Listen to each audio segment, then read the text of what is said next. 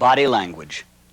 Those silent, subtle, and often subconscious little gestures that tell us so much about what a person's really thinking.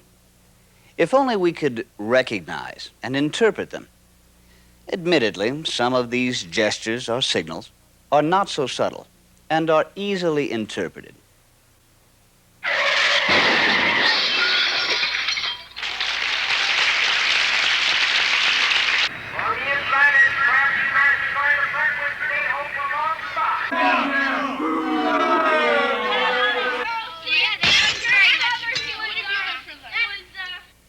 We've all seen these before. We knew exactly what they meant even though no words were spoken. But what about signals that aren't so obvious? For example, you're trying to convince your supervisor to give you a raise, and you're pleading your case with great vigor and detail. Then suddenly you see him do this. Should you continue talking or let him get a word in? Should you press on with your argument or change your tactics? Are you winning your case or losing it? Well, now what if he does this? Or this? All of these signals have definite, specific meanings that reveal a person's innermost feelings. Now, this tape will help teach you to recognize and interpret certain basic body signals that are an everyday part of our lives. So what good is this knowledge? Well, feedback from body language can give you an immediate indication of what a person is thinking, and recognizing and interpreting body signals will give you an opportunity to change, to be more aggressive, or to do something different in order to bring about the results you want. And most importantly, a knowledge of body language helps you to better understand yourself and others. Now, in many ways, our body language is clearer than our spoken language because we don't always have complete control of our body. You see, our body tends to react spontaneously, and its movements can't be disguised nearly as much as words can. And that is the key to recognizing body language. The body reacts spontaneously, suddenly, to something that was just said or done. This body reaction reveals itself often subconsciously as a body signal, indicating varying degrees of positive or negative feelings. For example, blushing is an uncontrollable body signal. Now, if you were embarrassed by something that was just said, you would blush immediately instead of blushing much later. And therefore, recognizing body signals the moment that they happen and relative to what was just said or done is the key to evaluating what they mean. Now, recognizing body signals is one thing, interpreting them is quite another. For example, is this man deep in thought, or does he have a headache? Is this woman defensive, or merely comfortable? Is this man expecting something, or does he just have cold hands? With these body signals, as with every other one you will ever see, a good rule of thumb is to assume that the signal is meaningful, unless through observation or conversation it is proven otherwise. Also keep in mind that when body language is the result of basic human biology, the signals are the same throughout the world. For example, it is human nature to shield our eyes from strong light, dust, or wind. Similarly, when this woman closes her eyes, it is an unmistakable sign that she is shutting herself off, not from sunlight, but from verbal abuse. In effect, she is saying, "Enough, I hear you." On the other hand, when body language is the result of social customs, the signals are different from one culture to the next. For example, the downward glance tends to be a sign of submissiveness in Western cultures, but in some African cultures, it is a sign of politeness. Now, before we get into the specifics, let's take a look at the parts of the body that are most responsible for body language. Oh, by the way, you'd better forget about that raise. All of those signals that we showed you earlier were negative. We'll find out why a little later on. Right now, let's head on over to the Body Language Laboratory.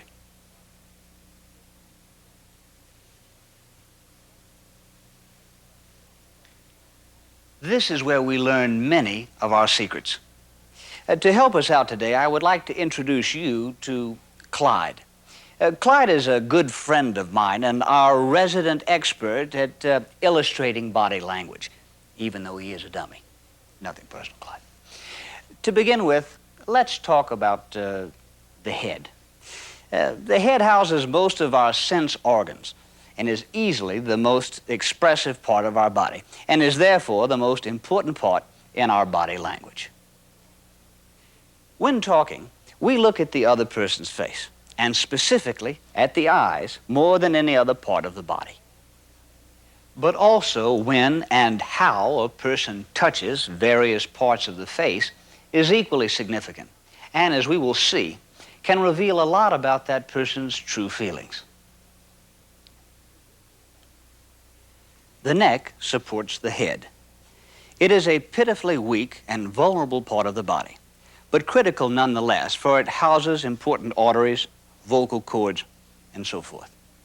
Now, biologically speaking, protecting the neck is critical. Imagine, if you will, how predatory animals go for the kill by lunging for the neck. Now, we humans have retained a bit of this defensiveness about our necks, and therefore body language associated with the neck is usually defensive. When a person suddenly hides his neck with a shrug, or lowers the head, or places their hands under the collar, well, these are sudden defensive positions that reveal moments of uncertainty. Now, the arms, on the other hand, are strong and mobile. Now, they're used to defend the body. This is certainly a protective, defensive posture. However, when the arms are suddenly raised behind the head, the defenses are opened up. This is a power signal revealing confidence. This guy is definitely in control of the situation. Now we come to the hands and fingers. Our body's most sensitive tools. There are thousands of nerve endings here, making it possible to experience much of the world merely by touching it.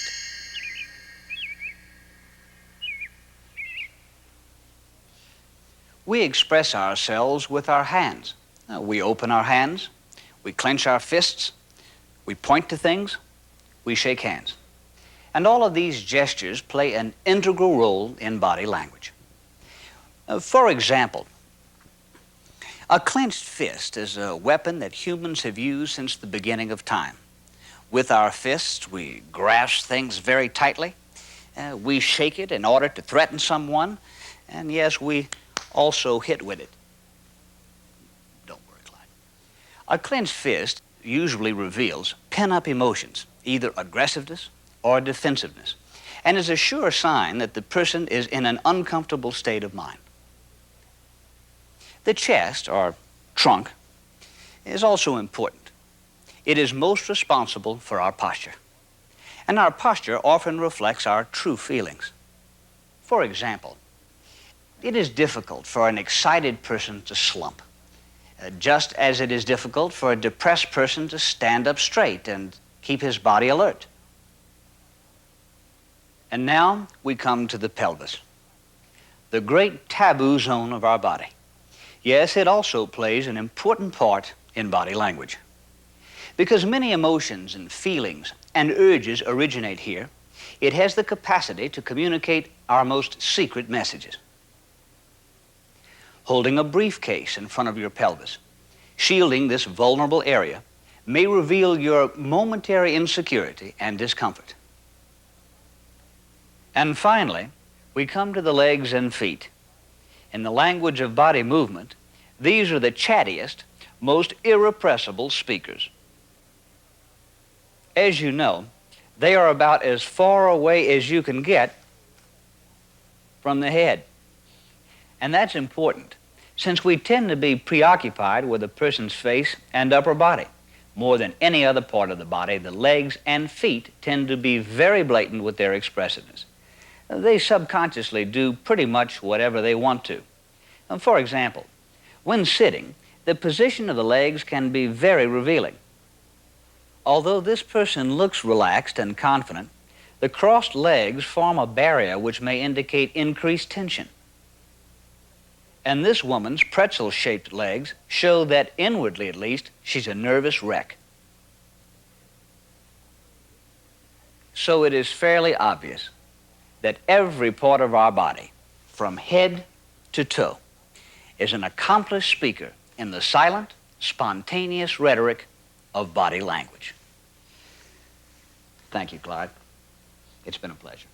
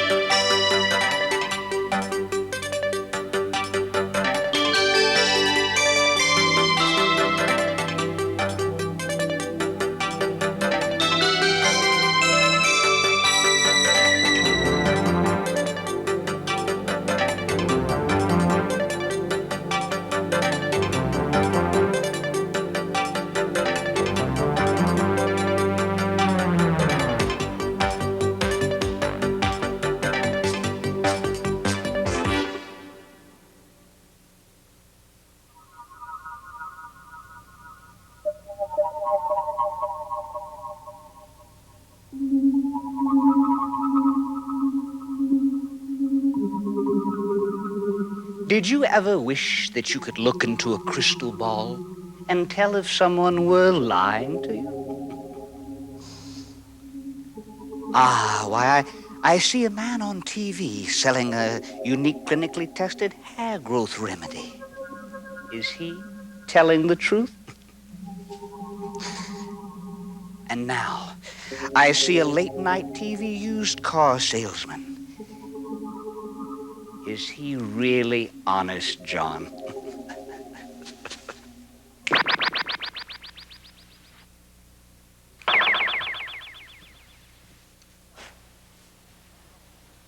Body language is probably the closest thing we have to a crystal ball when it comes to telling if someone is being truthful with us or if they are stretching the truth. Generally, when an individual is honest and open, his or her body signals will reflect this mood by opening up and exposing parts of the body. But when a person is hiding something or is defensive, the body signals consist of covering up parts of the body. For example, the next time someone is talking with you, look at their hands. The palms of the hands are much more sensitive than the backs of the hands. During conversation, exposing the palm to the outside world shows openness and trust. The back of the hand protects the palm. When it is turned toward a person during conversation, it is a protective gesture revealing a defensive attitude. People who gesture a lot with the backs of their hands are usually protecting their true feelings or concealing something. The body language of concealed feelings is a body with arms folded, hidden hands either clenched or stuffed in pockets, or eyes that avoid looking at you square in the face, or eyes that are hidden behind a hand, or even eyes that blink a lot. People who are concealing something tend to squirm or make tiny body shifts much more frequently than those not trying to hide something. As false words emerge from their mouth, the natural tendency is to cover them up with a hand. A refinement of this signal is the hand merely touching the mouth, or even the nose. On the other hand, the body language of openness or honesty consists of movements that open up the body. In a sense, the person is saying, I've got nothing to hide. Gestures are usually made with open arms and hands. Men will frequently even unbutton their coats. Eyes will not wander. They'll remain comfortably focused. When listening, People with an open mind will often display their trust by bending their head to one side, exposing the neck. However, if something occurs to disrupt the harmony, the head will immediately pop back up to protect the neck.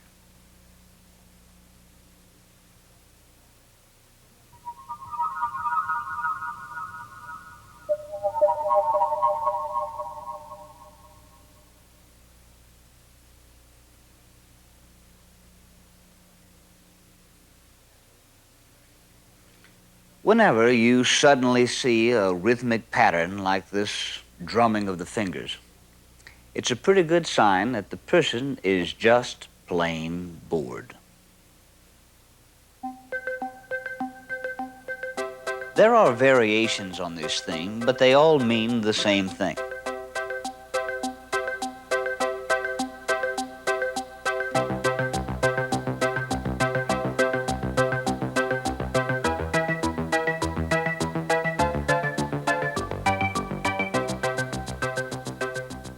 Each of us has our own characteristic non-rhythmic pace. The way we walk, the way we talk, that helps define who we are. This self-involved rhythmic behavior, however, is an outward sign of an internal conflict. For whatever the reason, the person is now more involved with himself than with you. You've lost their attention, and it's time to start thinking about how you're going to get it back. And how do you know when you've suddenly regained their attention? Aside from the fact that the finger drumming stops, there are several key signals. The most obvious is that an attentive, interested person will usually look you in the eye with an occasional nod of the head, which says essentially, yes, I understand. Certain eye movements also reveal attentiveness. For example, if the person you are talking with suddenly looks up and to his right, this is a positive signal. He is probably envisioning something you've just said as being of future benefit to him. If he suddenly looks up and to his left, this too is a positive signal. He is probably applying something in his past as an example of what you just said. Think of these eye movements as though you were reading a book. As you glance to the right, you are looking on, looking to the future. And as you glance left, you are looking backwards or to the past. Here are some other signals of attentiveness. When a seated person suddenly leans forward, it's a strong indication that the person is interested in what you're saying. And if a person leans forward and puts their arms on the table, then you know that person is in the palm of your hand.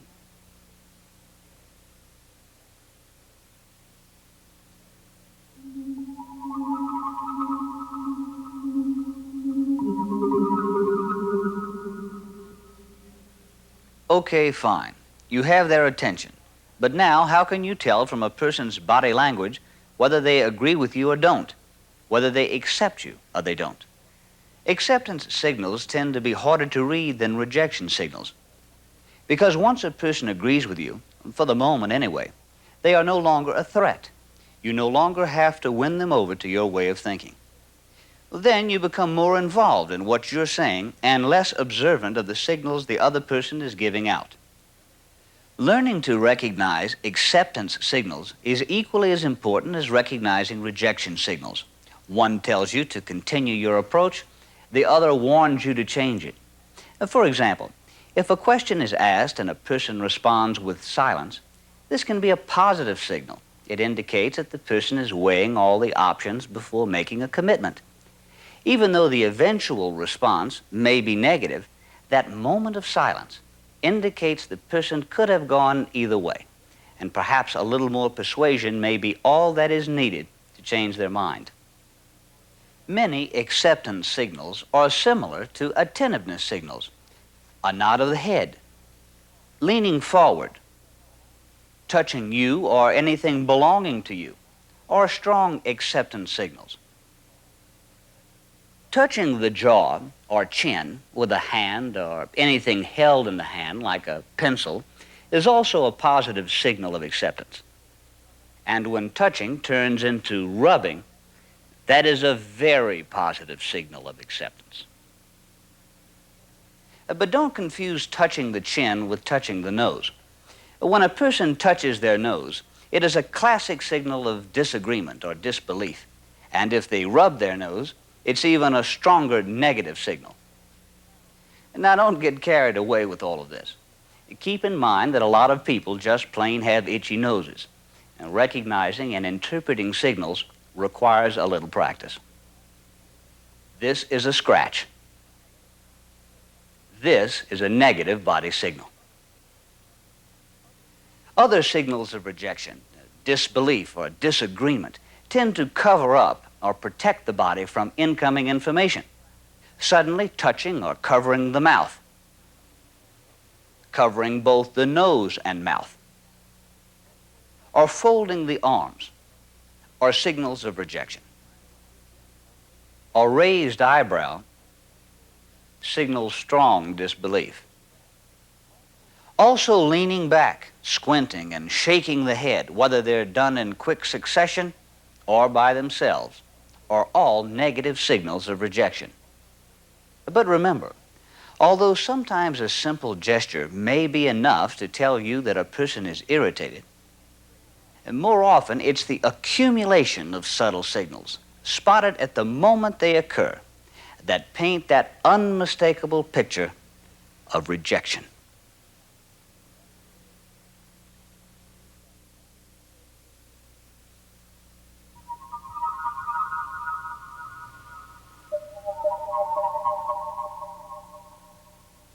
Excuse me. Excuse me, please. Thank you. Excuse me, please. Excuse me.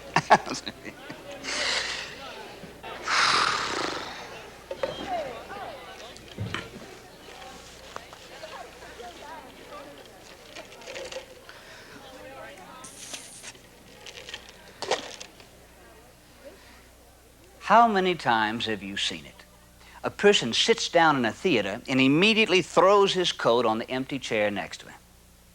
Human beings, like most animals, have this habit of continually marking their territory. Each of us has our own invisible bubble of space that moves with us wherever we go, whether standing in line for the Saturday afternoon matinee or milling about waiting for the bus to arrive. And we often subconsciously maneuver ourselves to maintain about 1 to 2 feet of space between ourselves and others. Additionally, about 4 to 6 feet is the optimum distance between two people for effective communication. If it's more than that, simple distractions can easily disrupt the flow of information. If it's less than that, it becomes unnatural and uncomfortable and threatening. Now, behavior associated with this territorial space is a result of our survival instinct. To invade our space is threatening. To claim more space is aggressive. Body language associated with increasing a person's territory or invading the territory of others reveals confidence, dominance, superiority, even arrogance. These are the signals of power. A leg simply draped over the arm of a chair, or a foot placed on a desk, is an expansion of territory as blatant as Napoleon's march across Europe. In the world of body language, these sudden signals illuminate moments of confidence and superiority. Sometimes we expand our territory by placing personal possessions beyond our rightful space, like that coat on the theater chair, or like the subordinate who violates her supervisor's space by placing papers on her desk. Once again, an invasion of territory that reveals confidence and aggressiveness. When one person suddenly stands up and literally speaks down to another, they are assuming a power position. Not only have they moved into the other person's space, but the heightened position also communicates dominance and superiority. However, the body language of power is not confined to signals relating to body space. A confident person tends to sit or stand very erect. Their head may be tilted back, exposing the throat. With their nose in the air and their chin out, they are literally challenging all comers. Here, confidence borders on arrogance.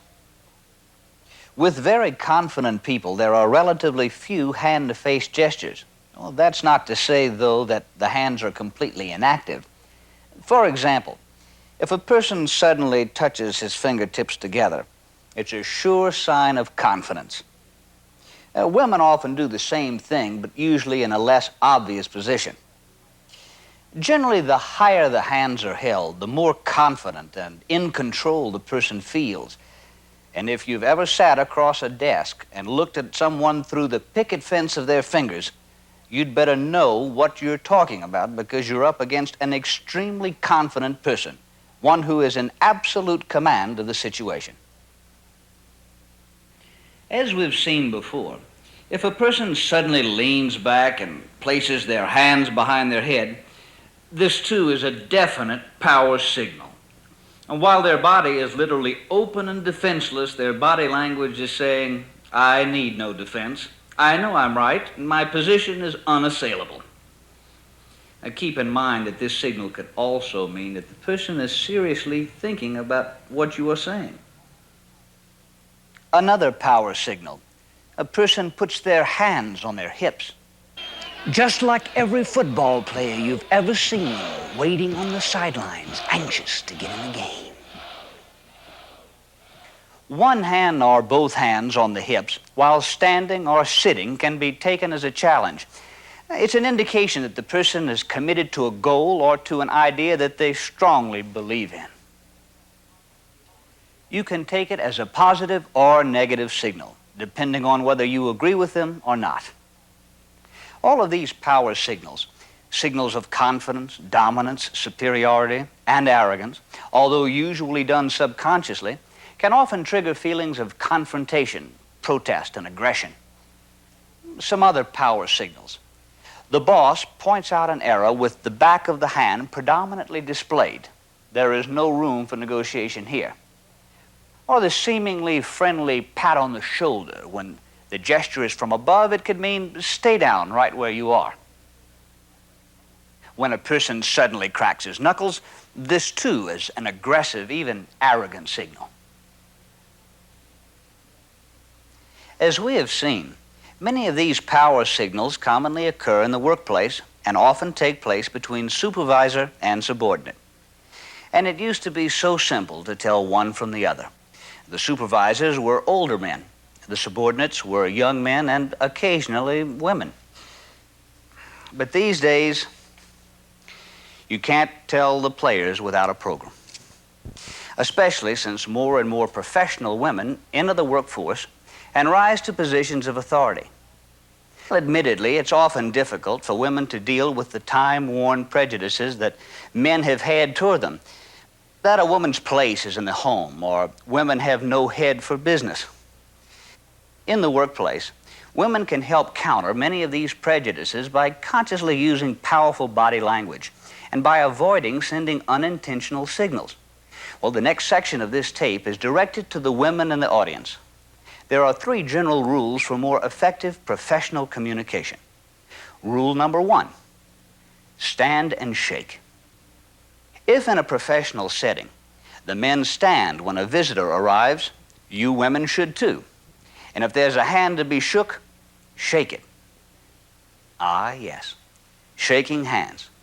That age-old gesture that says we come bearing no arms. We come in peace. This simple gesture has been the domain of men for generations. It gives that first all-important impression of what the person connected to that hand is like.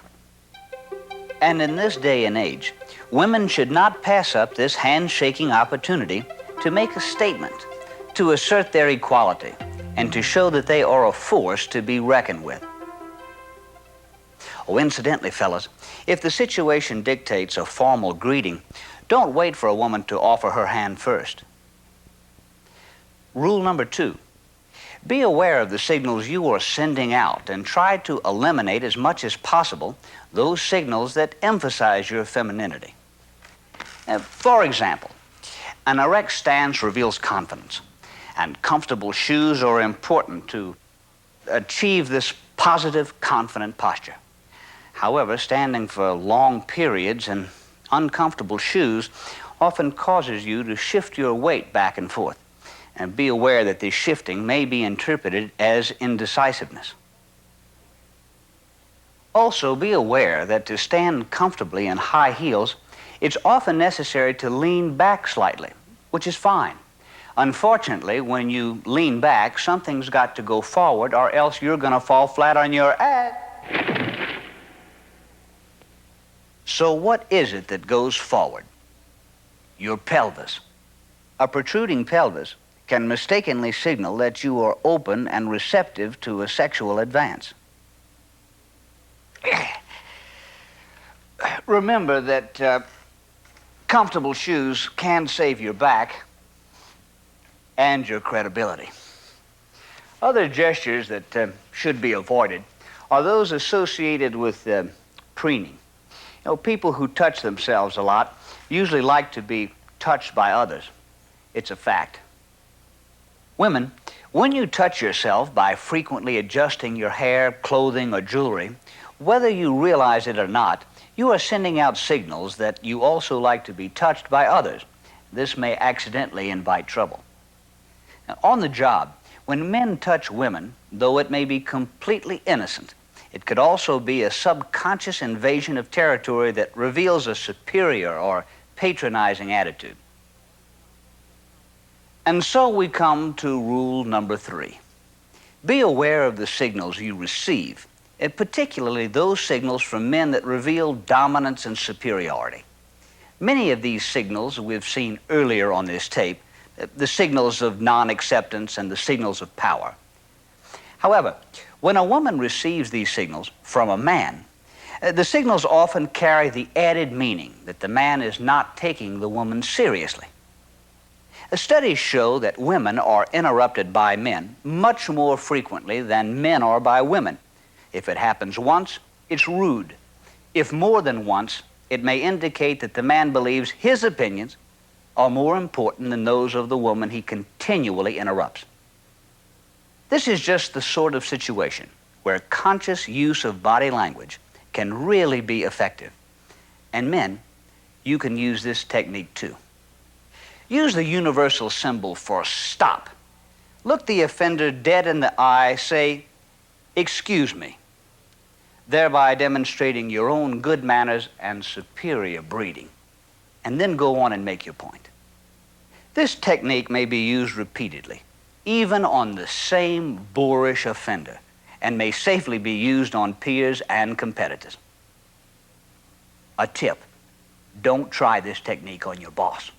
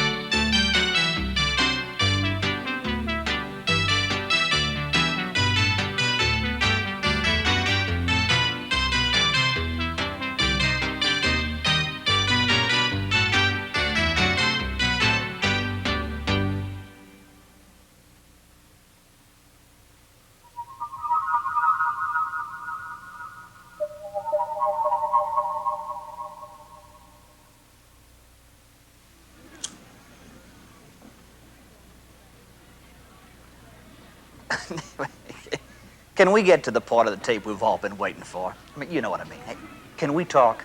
Okay. You're at the mall, right? And absorbing the scenery. This beautiful chick walks by. Hey, come on. Is she available or what? What a drag. You've got to go over there and talk to her and blah, blah, blah, blah. Hey, is there any way that we can tell if she's really with you?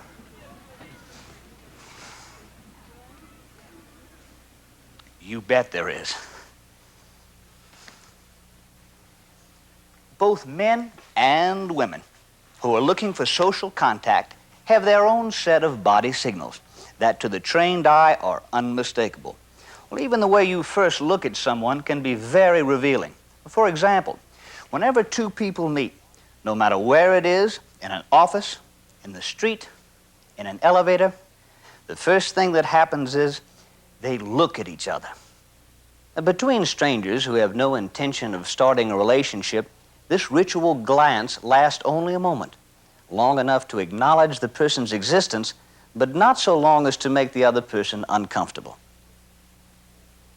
This ritual glance is extremely important, for it carries with it the statement that the two see each other and that each respects the other's privacy. If, on the other hand, this glance lasts a bit longer, it opens up a whole realm of possibilities and could signal the start of a relationship. Okay, so we've made eye contact. What's next?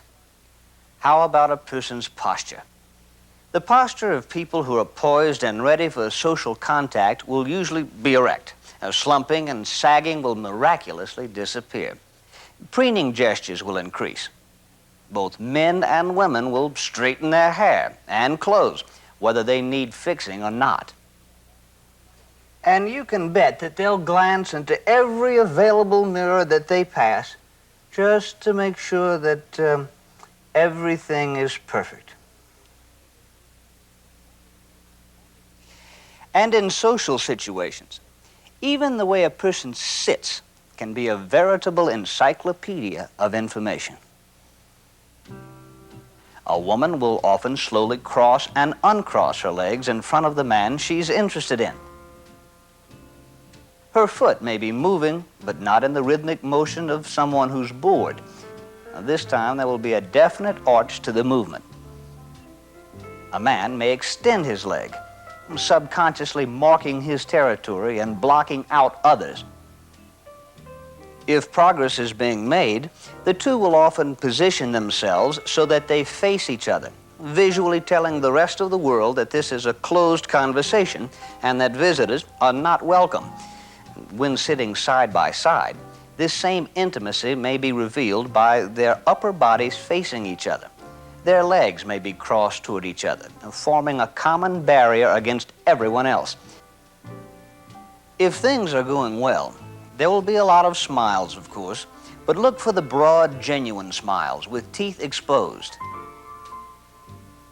If during the conversation, either the man or the woman suddenly tilts their head, it shows that they are interested in what was just said. Now, this gesture is also used to impress a person, to sort of show off their good side. If a person suddenly looks down and to the left, it often means that, for the moment, the person is seriously thinking about what was just said or proposed. Also, a lot of the signals revealing interest and acceptance that we saw before may come into play in a social situation, especially gestures with open palms. Looking you in the eye with an occasional nod. Touching the jaw or chin. Or leaning forward are all positive signals of acceptance.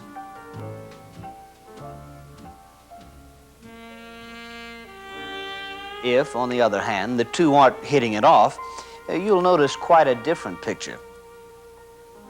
A person's posture will more likely be closed with knees and feet together.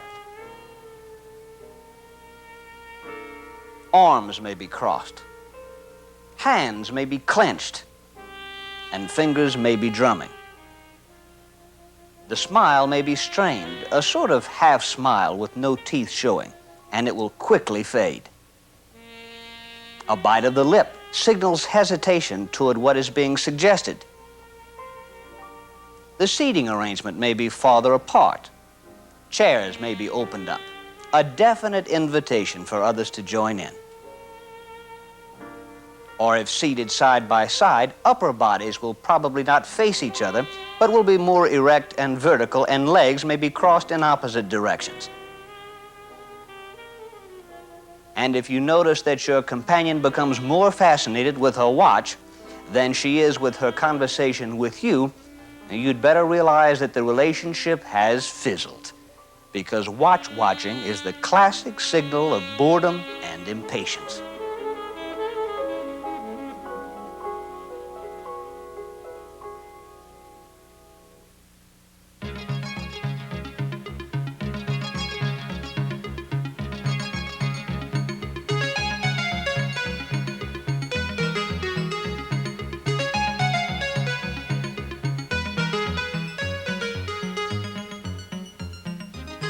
Body language.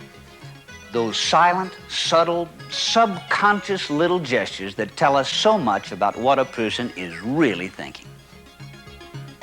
Whether the setting is business or social, between friends or strangers, over 60% of the messages sent and received during person-to-person encounters are nonverbal.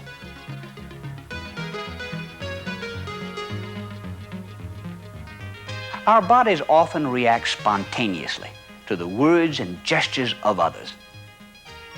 Therefore, recognizing body signals the instant that they happen is the key to interpreting what they mean.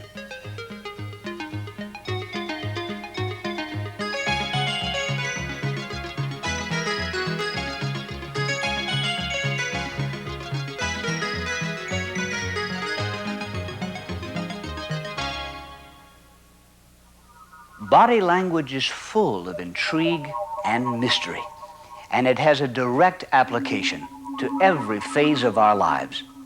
A knowledge of body language not only can help bring about the results you want, it can better help you to understand yourself and others.